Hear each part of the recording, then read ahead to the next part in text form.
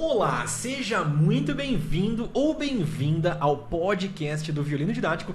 Eu sou o Jean de Oliveira e no episódio de hoje eu tenho o prazer inenarrável de receber um dos caras com mais histórias sobre violino, o professor John Spindler. Tudo bem com o senhor? Grande prazer para vir. É um prazer ter o senhor aqui. Como foi a viagem até Cotia? Foi bastante fácil porque durante alguns anos eu levei 2 dos meus 5 filhos para uma escola Micael, que fica a metade do Repouso Tavares. E eu moro em Alto de Pinheiros, então realmente era super rápido. Infelizmente o Waze me indicou uns caminhos até aqui, então eu atrasei um pouquinho, desculpe. Não tem problema nenhum. E na época já era trânsito como é hoje aqui em Raposo? Não, vindo, não. Voltando é sempre uma... você conhece, né? Conheço. Indo para São Paulo. Conheço.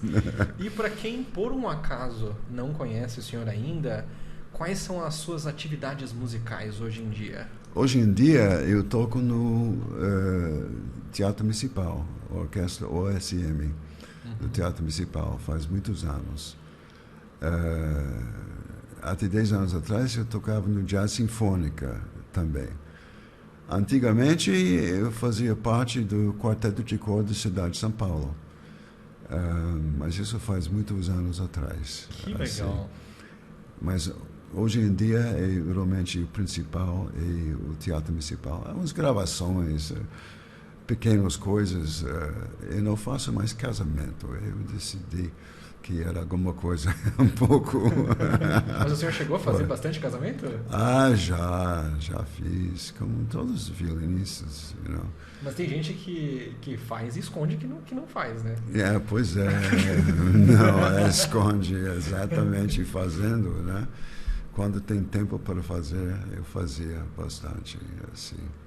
Com minha esposa clarinetista, Marta Vidigal, que toca também no OSM, e que dá aula na escola municipal também, a Marta, que está em Paris agora. E pelo sotaque, eu acho que as pessoas estão percebendo que o senhor não é naturalmente do Brasil. Não. De onde o senhor veio? Eu nasci em Nova York.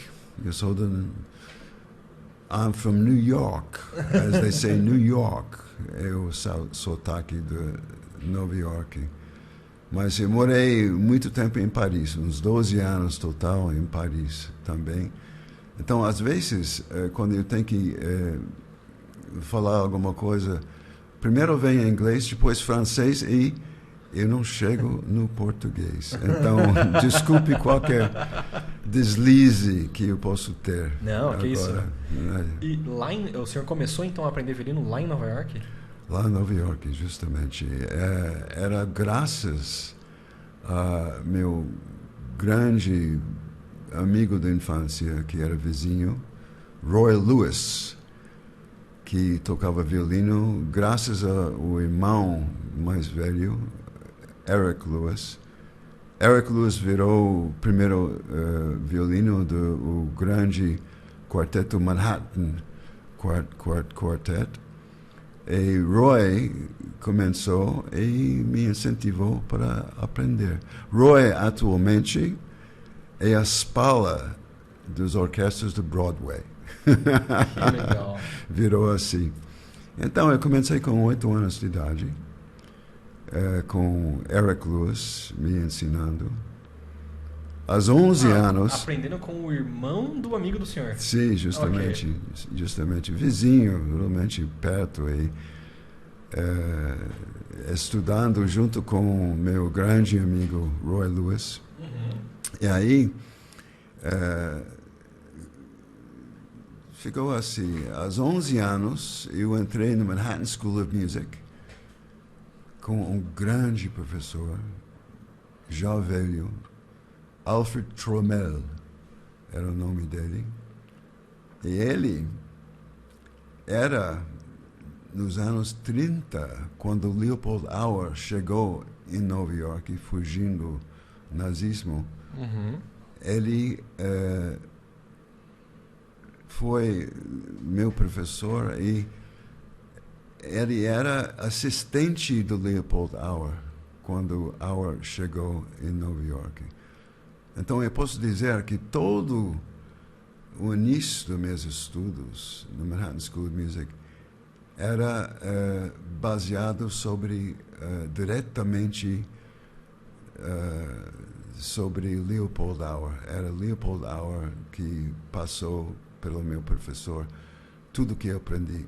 Então, isso historicamente é alguma coisa. Eu não conheço ninguém que realmente tinha esse prazer de fazer tanto coisa original de Auer, que, claro, era grande professor da Heifetz, Misha Elman e outros lá em St. Petersburg.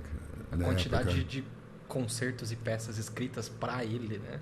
Exatamente. Eu acho que o Tchaikovsky foi escrito para ele. Originalmente para ele. O Brodsky acabou estreando. Pois é, porque ele achou difícil demais para ele estrear. Eu lembro disso. Mas as críticas sobre a estreia do Brodsky foram bem ruins, né? Bem ruins, justamente. Exatamente. Foi mesmo que aconteceu. E só depois que o concerto virou alguma coisa conceituada, mesmo assim, né?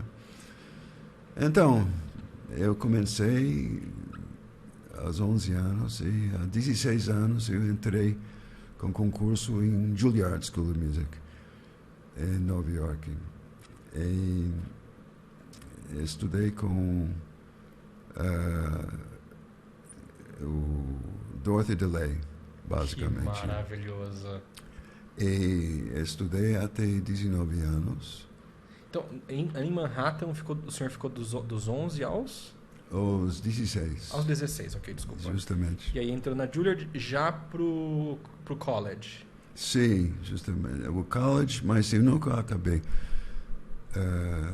Porque eu decidi estudar medicina. Eu entrei em Columbia University, Columbia College. Que é ali perto também. Bem perto, naquela época. Hoje o que Manhattan School of Music era antigamente Juilliard. Era o 125, Rua 125 West, em Nova York.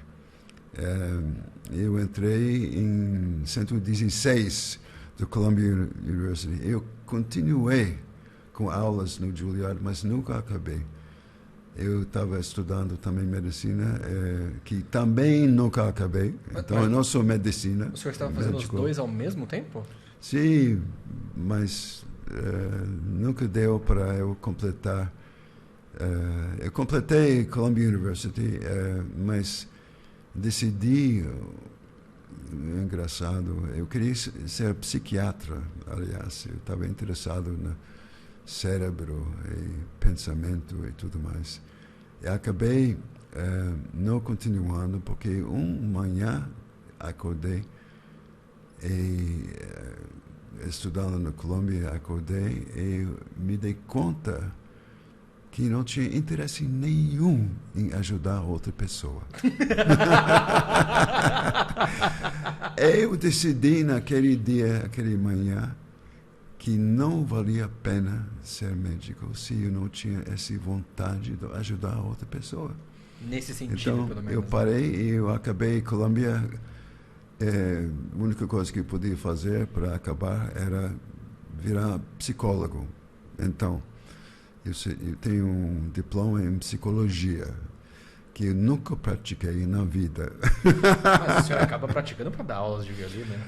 Bom, posso dizer que ajuda um pouquinho, com certeza, com certeza. Bom, para voltar sobre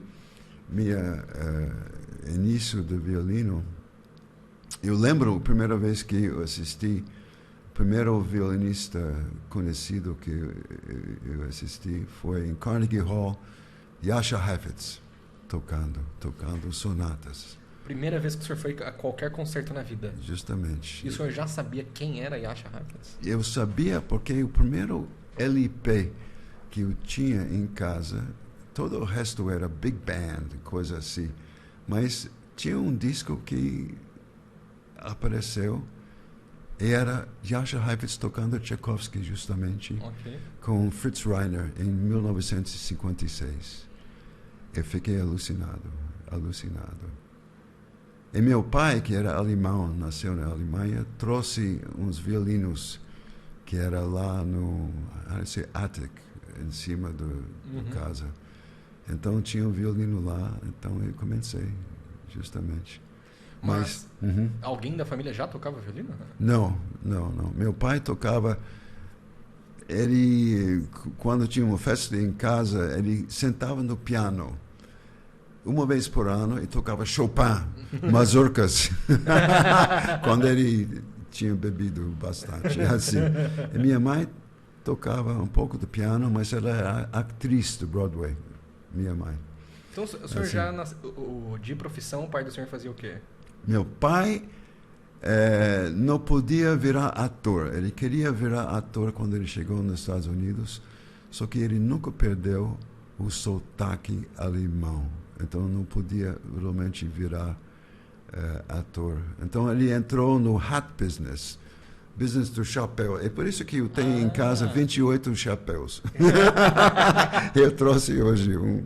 É um item indispensável. Não sei, heredei isso do meu pai, justamente. Mas o senhor sempre usou o chapéu? Não, mas do cowboy talvez, porque a gente tinha uma casa lá nas montanhas norte de Nova York que se chamava The Ranch, que meu pai comprou. Eu cresci com 20 cavalos. Então, tinha tudo, holster com arma e com fictício e chapéu do cowboy, assim. E os botas do cowboy. Eu cresci assim.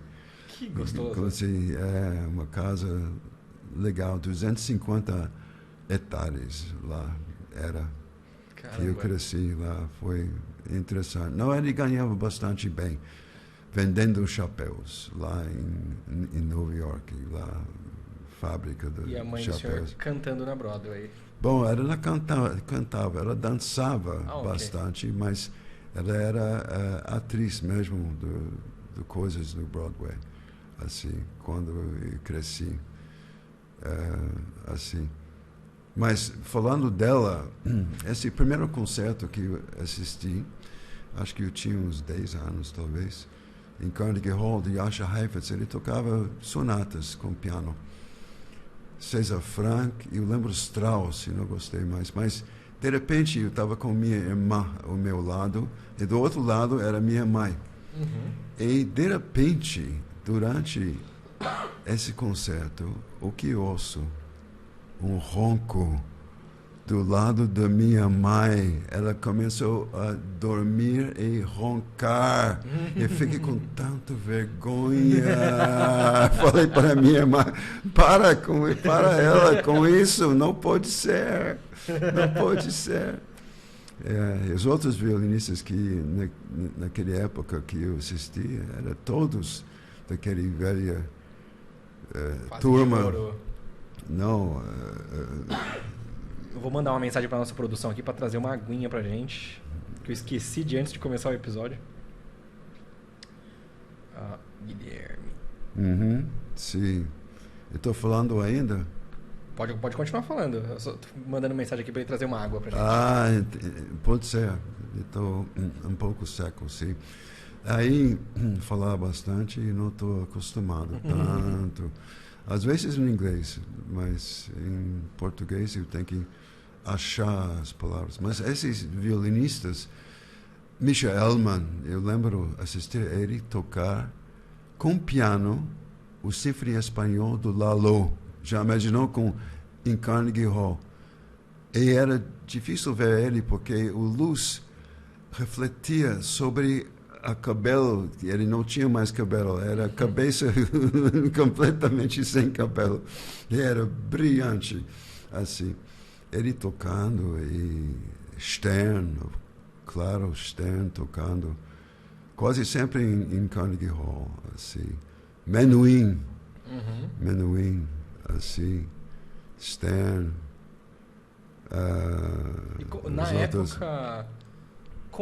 Na época, poder ver essas pessoas assim na frente, como era o impacto disso? O senhor tinha noção do tamanho dessas pessoas? Eles eram considerados em Manhattan School of Music como os melhores, assim. Eu lembro que tínhamos votações, quem era melhor. E o russo, como se chama? Memória. O mais famoso violinista. Russo? Russo? Os russos eram fantásticos. Oistrakh, né? Então, Oistrakh tocando. Então, era quem votava para Stern, quem votava para Oistrakh, sendo os melhores. Assim. Então, com certeza, todo mundo sabia os grandes que era. E, gente, olha, em música não tem competição, mas o Oistrakh é melhor também. Eu assisti o Oistrakh, pois é, sei lá. Só que depois a gente vai falar do Gitlis, que para mim é um grandão, assim, com quem eu tive aulas e com muitas histórias junto com ele. Virou um grande amigo meu, assim. É outro papo, realmente outro papo. Mas Oistrakh, eu assisti ele tocando o Bach, duplo do Bach, com o filho dele, Igor, em Carnegie Hall, que foi muito interessante. Aliás, tem uma história com Oistrakh. Uma vez eu viajei para Amsterdã para tocar no Concerto Cabal. E aí, isso foi muitos anos atrás, e tinha uma foto do Oistrakh lá no hotel onde eu fui hospedado. Eu perguntei para o porteiro, mas o Oistrakh ficava aqui? E ele falou em inglês, "Yes, he died here." Ele morreu aqui. Morreu. Mas que quarto? Ele falou 42. Bicho, era o quarto onde eu estava hospedado. Eu dormi na cama onde o Oistrakh morreu.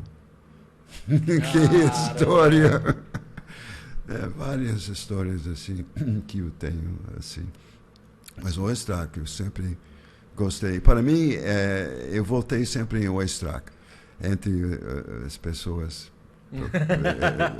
Porque naquela época, quando ele estava crescendo, o Stern não estava no top dele. Nos anos 50, 60 ele era, mas depois ele não era completamente perfeito. Assim, então. Muito obrigado, Gui. Água. Gui, muito obrigado.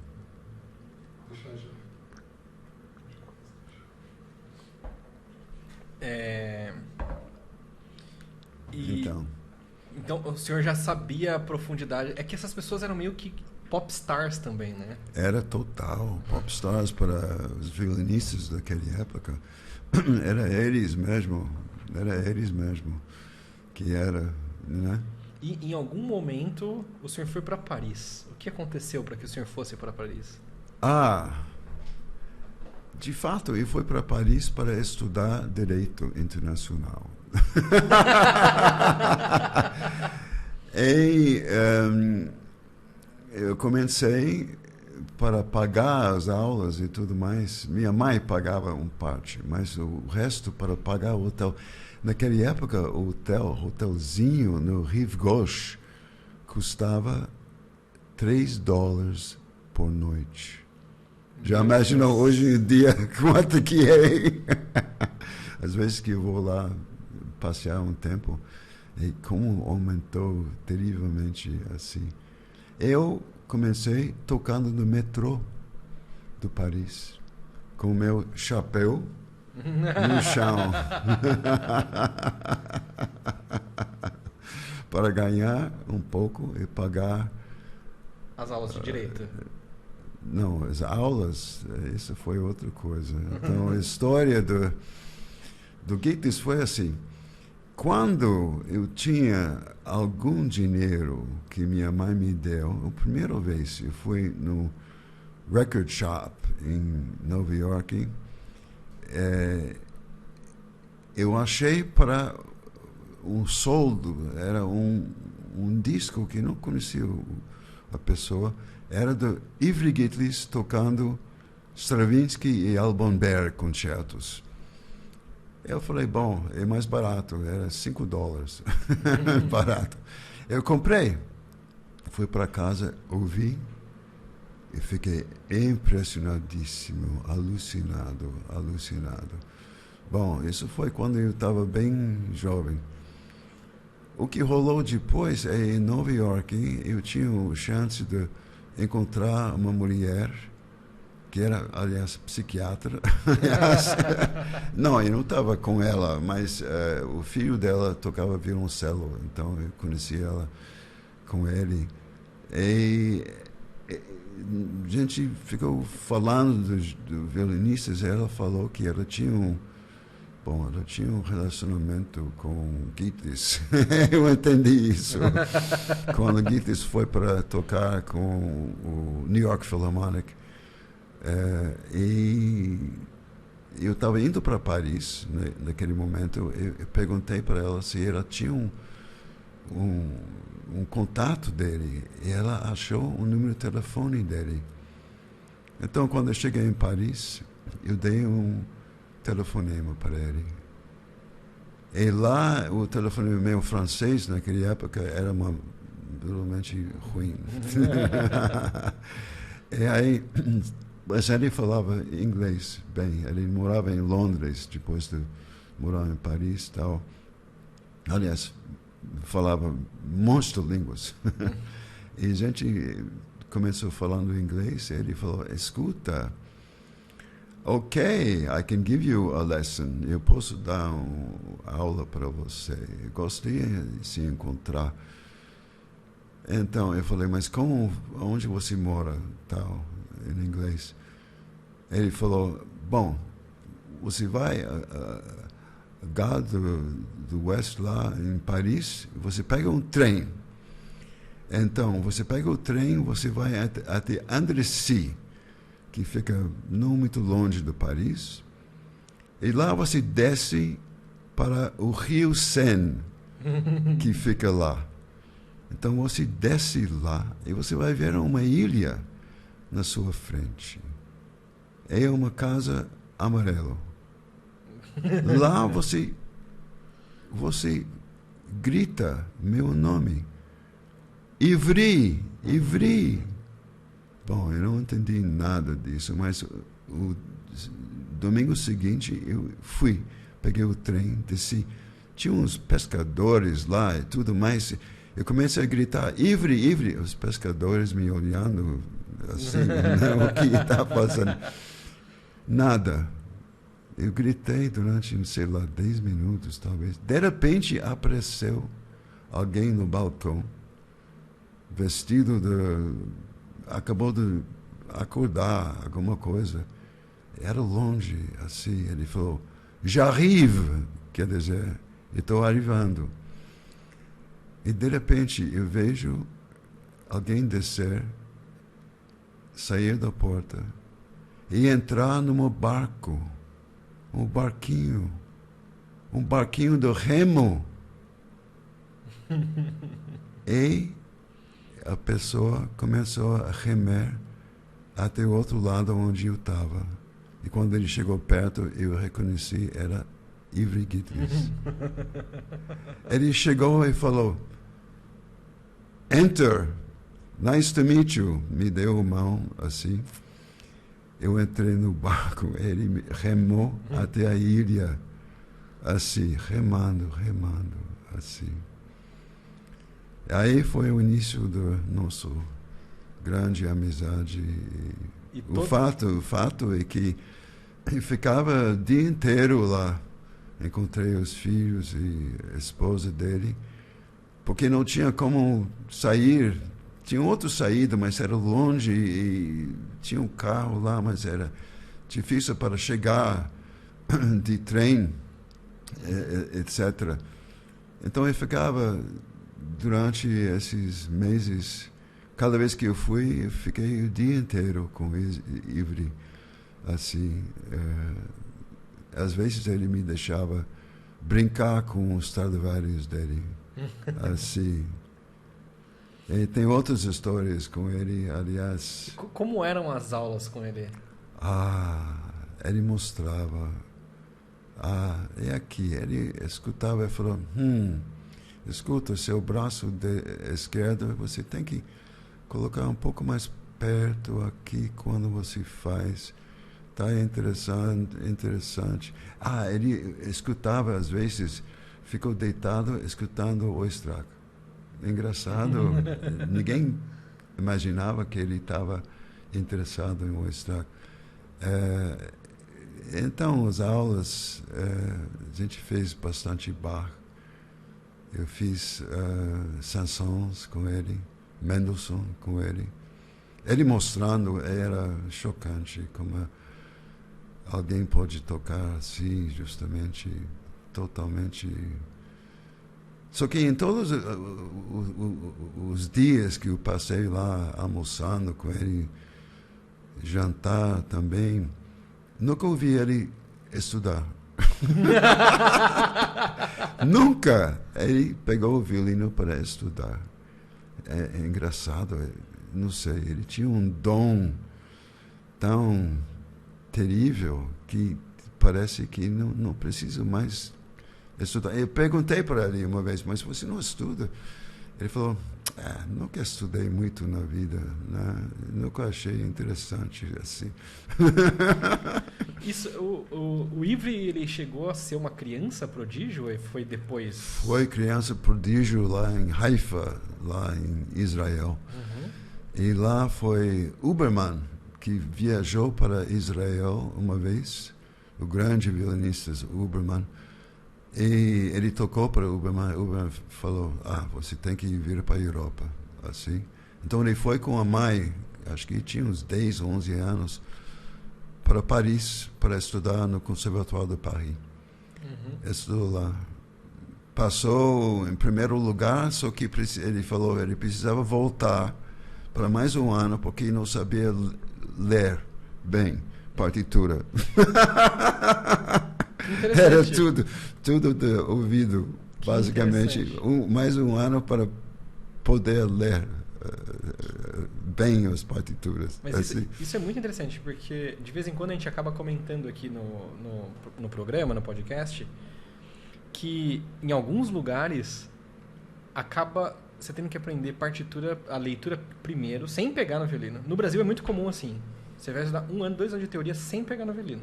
Sim. E aí depois vai pegar no violino. O que eu acho funciona para uma galera. Não tô falando que não funciona. Funciona para uma galera. Sim. Mas é um desserviço, assim, porque demora muito mais do que precisa demorar. Pois é.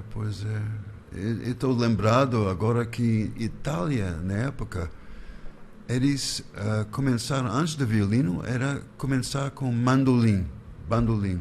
Ok. Para entender a relação das notas, pelo menos. Justamente que é a mesma afinação do que o violino, e o posicionamento e o tamanho. Paganini, e tudo mais. Antes de tocar violino, tocava mandolim.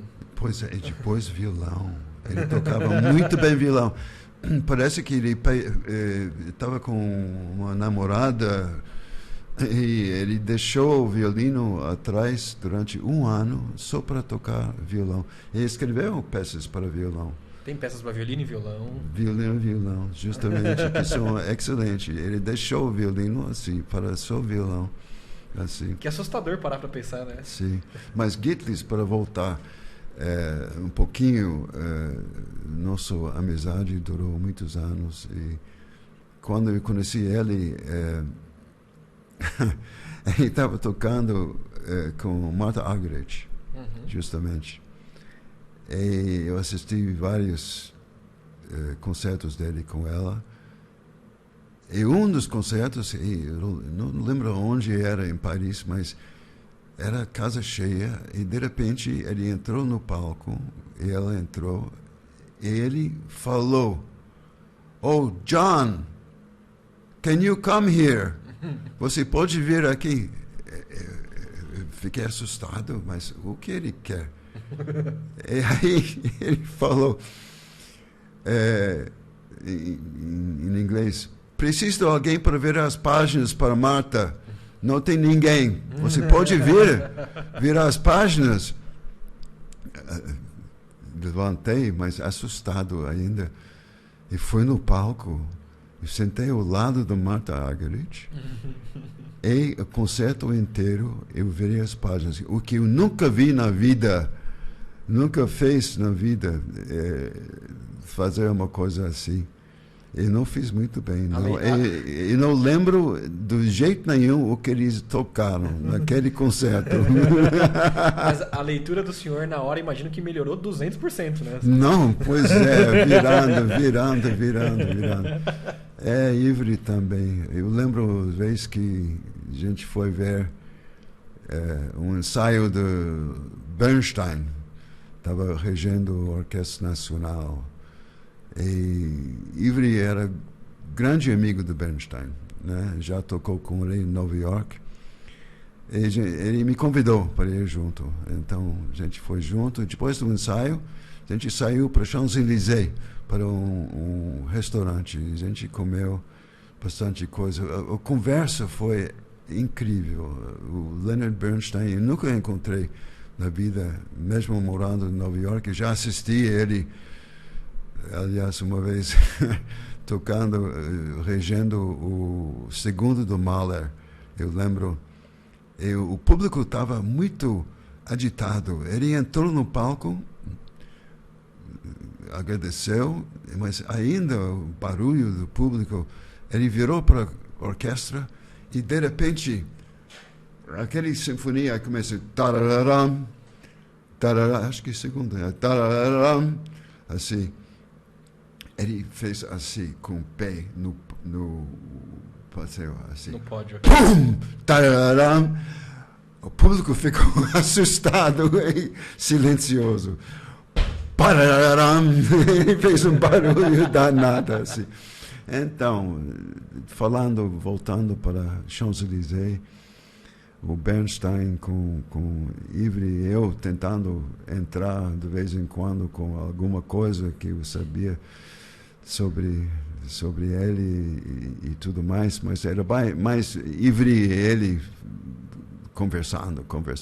Ivry, aliás, convidou ele porque ele queria tocar de novo com o New York Philharmonic. Eu entendi que era um negócio. Ele queria tocar Bartók, aliás, um dos incríveis gravações melhor que eu conheço. O Bartók Concerto com Ivry Gitli. Se alguém tem YouTube para assistir, é fabuloso. Aliás, esse outro assunto, eu estudei Bartók com Christian Ferraz depois, mas isso é outra história engraçada. Mas, então, falando no Champs-Élysées, de repente acabou todo o jantar e almoço. E indo para ir embora, o Leonard falou para mim em inglês: "Do you want to come to my hotel room? Perhaps we have some wine and some cheese. Você não quer vir para meu hotel para ter uns vinhos e queijo?" Bom, eu falei para ele: "Eu tenho outra coisa para fazer, desculpe." Não era verdade, mas eu sabia, porque em Nova York ficou sabido entre os músicos que Leonard era gay. Então, do jeito nenhum, eu queria ir com ele no quarto dele do hotel. É uma pena. Eu penso às vezes que eu não podia conhecer ele um pouco melhor, aliás. E o senhor comentou que acabou fazendo aulas com Ferraz também. Como foi isso? Com Ferraz, sim. Isso foi em Nice, o festival do Nice com ele, eu estudei com ele. Ele era muito engraçado. Aquele Bartók, eu estava estudando, eu tinha a partitura e eu queria os dedicados dele. Eu pedi para ele se ele podia me levar a partitura dele. Então, ele falou que sim, próxima aula, próxima semana, ele levou.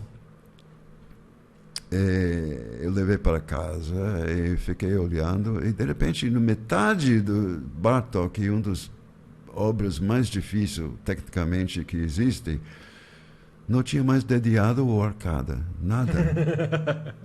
Eu voltei para ele e falei, escuta, você não tem outra partitura? Não tem nada escrito aqui a partir da metade do concerto? Ele olhou para mim em francês e falou, não, eu não tenho. Eu achei difícil demais para escrever dedilhado ou arcada. Eu falei, mas você já tocou? Sim, já toquei várias vezes. Ele era muito engraçado. Ele não era bom professor, não, porque ele não sabia explicar coisas tecnicamente. Ele pegava violino e tocava. Uma vez eu perguntei para ele, no Chaconne do Bach, eu queria saber aqueles arpégios que tem no meio e como ele fazia exatamente. Sim. Ele me pega. Eu tinha um gravador lá naquela época, um grandão com micro CD assim, não CD, o micro cassete assim. Aí eu falei, ele falou, me dá seu violino. Na época eu tinha uma merda da violino, desculpe falar palavrão, mas não era muito bom, não. Ele falou, me dá seu violino. Eu dei meu violino e até hoje eu tenho a gravação, só que o que ele fez não eram os arpégios. Ele fez o chaconne inteiro no meu violino. Caramba! Ele era engraçado, mas infelizmente... Seria legal, não sei, né, se o senhor tem interesse nisso, mas digitalizar isso, né? Pois é. Porque senão a coisa física, perder é fácil, né? Pois é, justamente. Eu vou pensar nisso. E então é possível alguém ser um excelente músico, excelente instrumentista e não tão bom professor? Justamente. Já vi. Kogan também não era muito bom. Eu estudei um pouquinho em Nice com ele também. Baixinho ele, engraçado. Né? Tem noção que era grandão? Não, baixinho. Nem Menuhin, muito... Primeira vez que eu encontrei Menuhin, é engraçado, era no Salle Pleyel, e era 50 anos depois do primeiro concerto dele no Salle Pleyel, em Paris. E estava sold out, não tinha ingresso. Eu fui com uma namorada minha, mas eu já toquei lá, então eu sabia as entradas atrás do público, atrás do palco, etc, etc. Então eu subi com ela, passamos, subindo. De repente tinha uma porta que, para entrar, não sabia onde. Aprendi depois, era para os camarins. Então, abri a porta. Quem estava lá? Menuhin. Ele estava no telefone, assim, tinha um telefone pendurado. Naquela época tinham telefones pendurados. Ele estava lá. Ok, um segundo. Eu falei, em inglês, Mr. Menuhin, hello, desculpe, não tinha ingresso. Ele falou, entra. A gente entrou. Senta, a gente sentou, a gente ouviu ele depois estudando. Ele estava estudando Brahms, mas o concerto que ele deu era mais Bach. E ele falou, agora vocês podem ficar só aqui perto do rideau, como rideau, curtain. Coxia. Assim. A gente assistiu ele tocando com a casa lotada. Assim, foi o primeiro... Ele baixinho também, eu fiquei impressionado com o tamanho, né? Eu jurava que ele era alto. Não, de jeito Não? nenhum, era bem... Eu não sou grande, era assim, olhando para mim. Porque olhando os vídeos assim, né, parece gigante. Pois é, pois é. Stern também era baixo. Stern, a primeira vez que eu encontrei ele, depois de um concerto, eu vi ele no palco fazendo atchum durante alguns pausas no concerto. Perguntei para ele, Izzy, é o nome dele, Izzy, how is your cold? Como é seu resfriado? Ele falou, meu resfriado está ótimo. Sou eu que está ruim. Ele tinha um senso do humor fabuloso. Izzy Stern. Fantástico, fantástico. Ele. Muito gente que eu conheci. E como, tendo passado por todas essas histórias, todos esses lugares, como o senhor veio parar no Brasil? Essa história também é engraçada. Eu tinha um amigo da Columbia University que era escritor, que virou Pulitzer Prize winner nos Estados Unidos. Eu morei com ele o último ano na Columbia. E ele tinha um tio que morava em Leblon, no Rio. Ele me convidou. Naquela época, depois da Columbia e Juilliard, eu estava fazendo Broadway shows, tocando para Broadway, assim. E ganhando mais do que eu ganho agora. Era bem pago, bem pago. Então eu tinha grana e ele me convidou para visitá-lo. Então eu fui. E aí, de repente, cheguei. Eu lembro, era novembro, era início de dezembro. Era um frio de nada em Nova York, com neve e tudo mais. Eu peguei o avião. Eu cheguei um domingo de manhã no Rio de Janeiro. Eu peguei um táxi e era um dia lindo, sem nuvens, andando pela praia, pelo táxi para Leblon, para Copacabana, depois Ipanema, depois olhando para o Cristo do lado direito e o oceano do lado esquerdo, com a janela bem aberta. Eu falei, é impossível esse lugar. Foi fantástico, o cheiro, tudo mais. Então cheguei lá, passei uns 3 semanas. Um dia eu peguei um ônibus indo para o centro e eu passei para Copacabana. E lá na minha frente, no ônibus, eu vi um violoncelista com um instrumento. Eu fiquei curioso, e ela saiu, eu saí atrás.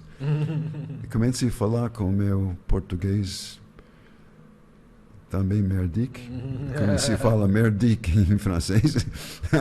E aí, de repente, ela me falou, mas you're American. Então, eu falei, yes, parece violoncista, jovem, linda. E aí, a gente começou a falar. O nome dela era Gretchen Miller. Claro. Que é bem conhecido aqui em São Paulo. Ela tocava no OSB. Ela falou, escuta, o OSB, esse ano, vai para um torneio da Europa. Primeira vez que uma orquestra brasileiro vai fazer Europa. Todos os capitais da Europa vai. Viena, Londres, Paris, etc. Então, eles precisam de elementos. Eles são interessados, talvez, em contratar mais um violino. Eu perguntei onde que era, Sala Cecília Meirelles era. Ele falou, vem para um ensaio e depois do ensaio eu falo com o maestro e com os integrantes da orquestra e talvez você podia tocar para eles. Eu fui, assisti, depois do ensaio eu subi no palco e toquei para os principais da orquestra e para Isaac Karabachevsky. E aí eu não sabia o resultado. Eu lembro, eu saí do palco e fui... Tinha um café um pouco ao lado do Sala de Meirelles e tinha uns músicos lá. Eu perguntei, mas o que resultado deu? Em inglês, of course. E aí, vários deles falaram, mas você não viu? Era assim? Depois você tocar. Eu falei, não sabia o que queria dizer, justamente. Então, eu voltei para os Estados Unidos e em abril daquele ano enviaram um bilhete para eu e voltei para Rio. Entrei no OSB, Orquestra Sinfônica Brasileira. E no final do ano, a orquestra fez o torneio de Europa, os capitais da Europa. Isso foi antes do senhor ir a Paris? Foi, justamente, eu cheguei em Paris e... acontece, encontrei uma moça lá que eu gostei, que estava estudando direito justamente americana. E gostei do Paris bastante, realmente.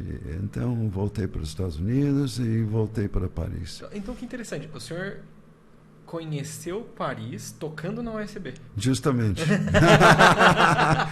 Não, é engraçado, né? Que é doido, as coisas vão se entranhando, né? Entranhando, na época foi muito engraçado, mas dá para imaginar Rio de Janeiro naquela época, tantos anos atrás, era tão diferente, tão maravilhoso e sem perigo nenhum.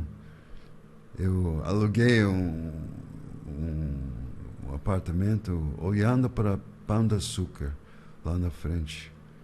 E foi fantástico para morar lá e conhecer todos esses músicos excelentes que tocavam no USB depois, né? E assim. O senhor foi a Paris, acabou ficando em Paris depois dessa turnê, pelo que eu entendi? Sim, eu fiquei em Paris. E quando que o senhor voltou novamente para morar no Brasil? Isso foi que eu estava tocando, eu toquei em Paris numa orquestra bem concebido, se chama Bernard Thomas, Orquestra de Câmara. Também eu tocava no rádio, orquestra do rádio, Padulu, fiz bastante gravações, e justamente Charles Aznavour. Viajei para Paris com orquestra, com Charles Aznavour também. E estava tocando lá no Olympia, lá em Paris, com Charles Aznavour, e eu estava sentado ao lado de um brasileiro. Então, comecei a falar brasileiro com ele. E Barreto, é o nome dele, violinista. E ele me falou que ele era do Paraíba, do João Pessoa. Ele falou, escuta, João Pessoa, Paraíba está interessado em contratar músicos daqui Europa. O maestro vai vir daqui um mês para fazer um concurso para elementos da orquestra. Naquela época a orquestra era muito boa, muito estrangeiro na orquestra. Carlos Vega era o maestro, um baiano, ele. Eu falei, não sei se me interessa, mas eu dei meu número de telefone para ele. E fui para casa, e em casa, minha esposa francesa, primeira esposa, falou que ela estava super interessada em ir para o Brasil, conhecer o Brasil. Eu não estava muito interessado para voltar, não conheci Paraíba, nada disso. Mas ela me convenceu. E, de repente, me ligaram do Brasil dizendo que esse Carlos Vega, regente, estava vindo para Paris e se eu podia ajudar em achar elementos e músicos para fazer esse concurso. O que eu fiz? Arranjei tudo com a Embaixada do Brasil em Paris e a gente fez um concurso. A única pessoa que não tocou foi eu. Porque eu arranjei tudo. E aí foi 7 músicos que foram escolhidos. Isso foi no verão aqui, né? Não, inverno lá, esqueci que em dezembro, eu acho que sim. E o Carlos Vega ia de Paris para Londres. Só que depois de acabar o concurso, ele falou para mim, eu não vou para Londres. É frio demais aqui na Europa, um baiano falando assim. Aí, 2 meses depois, fomos todos para João Pessoa, onde eu fiquei 2 anos, tocando na orquestra de João Pessoa, da Orquestra da Paraíba, Orquestra Sinfônica da Paraíba. E da Paraíba, depois desses 2 anos, o senhor foi para onde? Eu voltei para Paris durante 1 ano, não, um pouco menos de 1 ano. Depois eu fui para São Paulo e fui chamado para tocar no Quarteto de Cordas da cidade de São Paulo, com Maria Vishnia, com Marcelo Jafé, Zygmunt Kubala. Uhum. Eu passei 4 anos tocando com eles em São Paulo, justamente. Depois eu voltei para Paris. Estou sempre nessa ponte Paris-Brasil. Ponte Paris-Brasil, assim, indo assim, justamente. E depois voltei para o Brasil, assim, e faz 30 anos eu estou na Orquestra Sinfônica lá no Teatro Municipal, assim. E ficamos sabendo que o senhor está escrevendo um livro. Ah, sim, meu memoir tem uns 60 páginas agora. Até ano... Bom, enfim, 60 páginas. Eu estou ainda escrevendo. Eu estou dando... Mas eu escrevo em inglês, claro, porque meu português... às vezes eu envio para Google para fazer translate, Google Translate do inglês para o português e dando para amigos meus, assim, para ler, que pode dar uma risada sobre o passado que eu tive, assim, né? E o senhor tem ideia de quando o senhor quer publicar? Publicar? Nem imaginei. Eu dei para meus filhos, eu tenho 5. Dei para meus filhos para ler, justamente para saber o que rolou antes e depois dos seus nascimentos. Assim. Então o senhor escreveu não na pretensão de publicar, na verdade, foi... Não, mas eu poderia. Agora você é a primeira pessoa que sugira essa possibilidade. Porque eu acho que tem uma galera que com certeza vai estar assistindo isso daqui. E pois parte dessa galera eu acho que gostaria de ler, né? Só o tanto que o senhor já falou aqui no podcast de Coisas Legais, as pessoas poderem ver essas histórias com mais profundidade, acho que ia ter gente querendo. Pois é, não, pode ser bom pensar justamente, mas tem que ter uma tradução que serve, né? Assim, justamente. Tem esses programas no internet para fazer. Sim, tem tradução, claro, o senhor pode fazer uma tradução profissional com um tradutor, sim. Mas pode fazer uma tradução usando uma inteligência artificial que faz tradução, que já localiza, dá para os amigos brasileiros lerem e ver se tá ok, e depois publica. Sim, são muitas páginas. O senhor falou 60 ou 600? Não, 60. Não, 600, não, 60. 60, ok. 600, só 600, não. Mas eu estou escrevendo ainda. Aliás, você me deu ideias para continuar com algumas histórias, pode ser. Essa do quarto do Extra que está lá? Não, justamente. Quarto do Extra, e também minha infância com a música e adolescência com a música e não coloquei. Eu tenho que colocar no início, com certeza. Porque Né? Só aqui no vídeo o senhor falou de vários possíveis capítulos legais. Encontrar com o Menuhin por um acaso no camarim. Sim.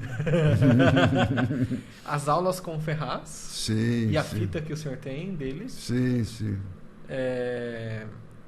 O Menuhin ser baixinho, o Kogan ser baixinho. Isso não tem nada a ver. Não tem nada a ver. Mas são curiosidades que eu acho que o pessoal ia ficar assim, não é possível. É. O Gitlis remando para buscar o senhor na margem. Isso eu escrevi. Eu achei interessante para qualquer pessoa conhecer, justamente. E muitos alunos iam lá na casa do Ivry? Hã? Muitos alunos iam na casa do Ivry Gitlis? Eu era o único aluno dele naquela época. Ok. Porque os franceses com quem eu falavam, não, estudar com ele toca com um zigano. Ok, por causa A do... gypsy, he Sim, talks sim. like a gypsy. Zigano. Como se isso fosse algo ruim, né? Algo ruim, já imaginou? Assim. Queria eu tocar como um cigano. Pois é. Não, mas grande coisa, assim, nesse livro. Escrever um livro, por que não, justamente? Publicar. E hoje em dia é mais fácil. Claro, se o senhor quiser publicar para uma editora, dá trabalho. Dá trabalho, sim. Agora, pegar uma Amazon da vida e em 72 horas está no ar. Tá. Pode ser, justamente. Vou pensar nisso, com certeza. Pode ser. E Então, eu fiquei sabendo também que o senhor deu bastante aulas aqui no Brasil. sim, era acho que 10 anos no MSP. Eu dei aula, justamente. E o senhor já tinha tido experiência dando aulas antes? Um pouquinho. Bastante pouco, eu posso dizer. Pensando bem. Algumas aulas quando eu estava em Nova York. Sim, algumas aulas em Paris.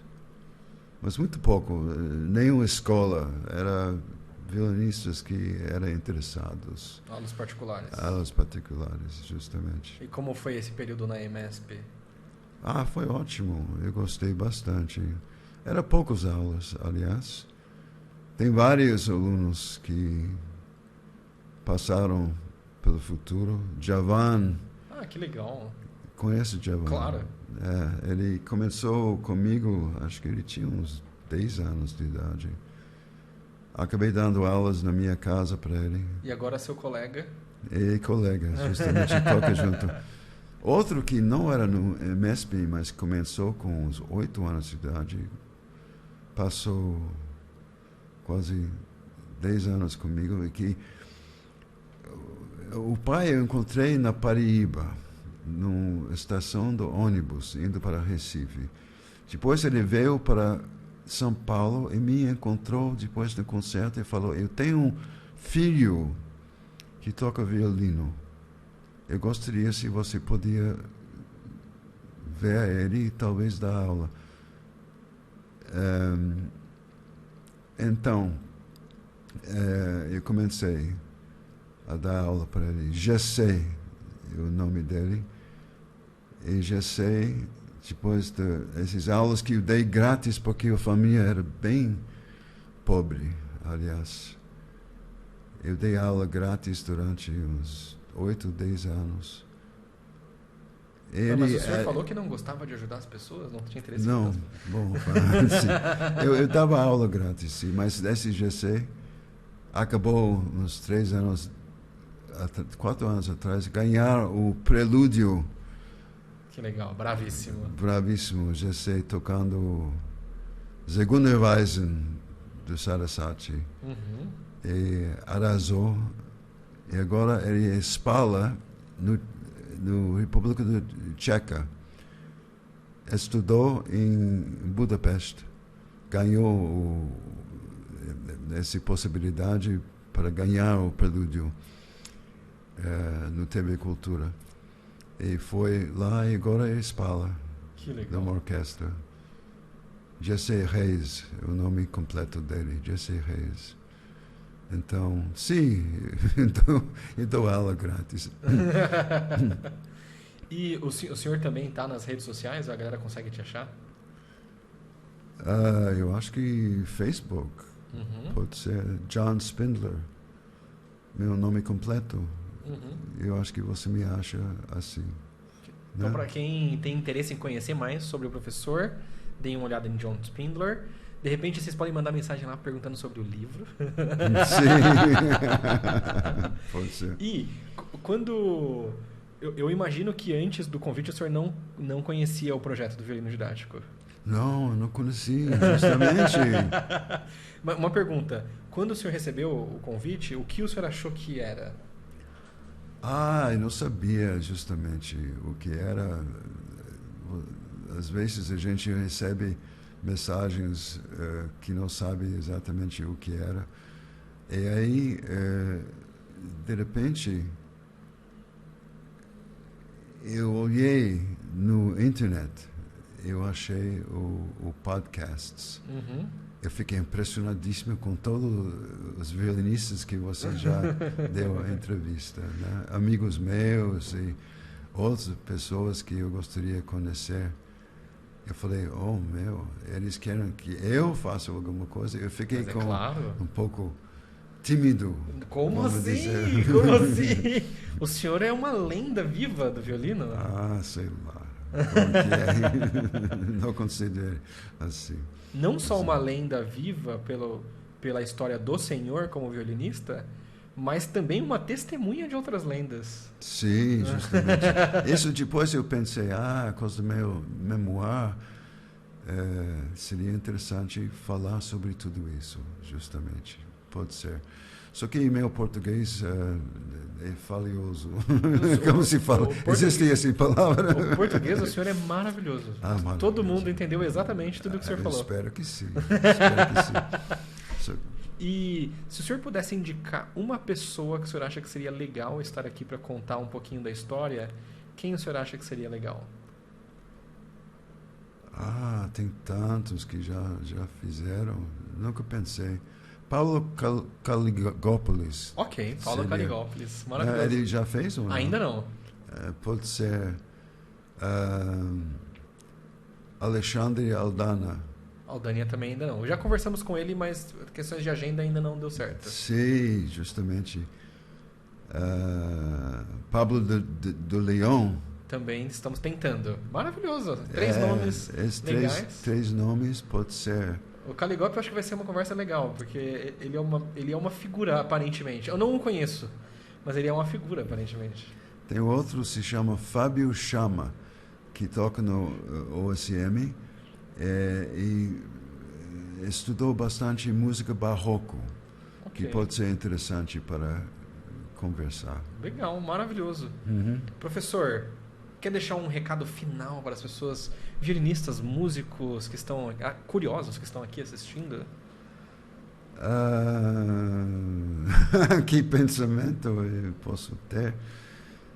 Eu espero que no futuro cada um de vocês pode ter algumas histórias interessantes para contar. Então, tudo isso é valioso sobre seus estudos e seu conhecimento do repertório, etc, etc. Maravilhoso. Professor, muito obrigado pela conversa. Obrigado, foi um prazer inenarrável. Se você gostou dessa conversa, deixa o joinha, avalia com 5 estrelas no Spotify, comenta o que você gostou, o que você não gostou, e nós nos vemos no próximo episódio. Tchau. Tchau, tchau.